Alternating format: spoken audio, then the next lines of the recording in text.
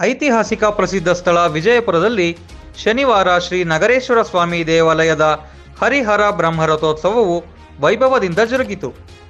ರಥೋತ್ಸವದಲ್ಲಿ ಪಾಲ್ಗೊಳ್ಳಲು ಬೆಳಗ್ಗೆಯಿಂದಲೇ ಭಕ್ತಾದಿಗಳು ದೇಗುಲದ ಮುಂದೆ ನಿಂತು ನಗರೇಶ್ವರ ಸ್ವಾಮಿಗೆ ವಿಶೇಷ ಪೂಜೆ ಸಲ್ಲಿಸಿದರು.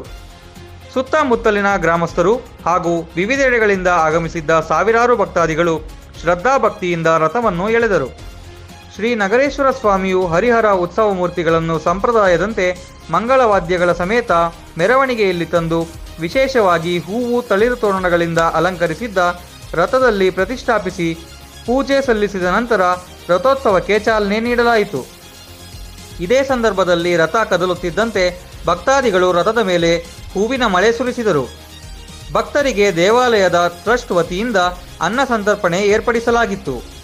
ವಿಜಯಪುರ ಸುತ್ತಮುತ್ತಲಿನ ಗ್ರಾಮಸ್ಥರು ಭಕ್ತಾದಿಗಳಿಗೆ ಹೆಸರುಬೇಳೆ, ಪಾನಕ, ಮಜ್ಜಿಗೆ ವಿತರಣೆ ಮಾಡಿದರು. ಇದೇ ಸಂದರ್ಭದಲ್ಲಿ ಮಾಜಿ ಶಾಸಕ ಪಿಳ್ಳಮುನಿಶಾಮಪ್ಪ ಬ್ರಹ್ಮ ರಥೋತ್ಸವದ ಕಾರ್ಯಕ್ರಮದಲ್ಲಿ ಭಾಗವಹಿಸಿ ದೇವರಿಗೆ ವಿಶೇಷ ಪೂಜೆ ಕೈಂಕರ್ಯಗಳನ್ನು ಸಲ್ಲಿಸಿ ದೇವರ ಕೃಪೆಗೆ ಪಾತ್ರರಾದರು.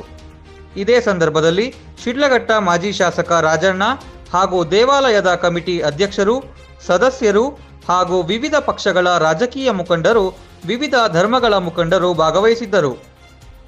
ಸತೀಶ್ ಕುಮಾರ್ ಜಿ, ವಿಜಯ ನ್ಯೂಸ್, ವಿಜಯಪುರ.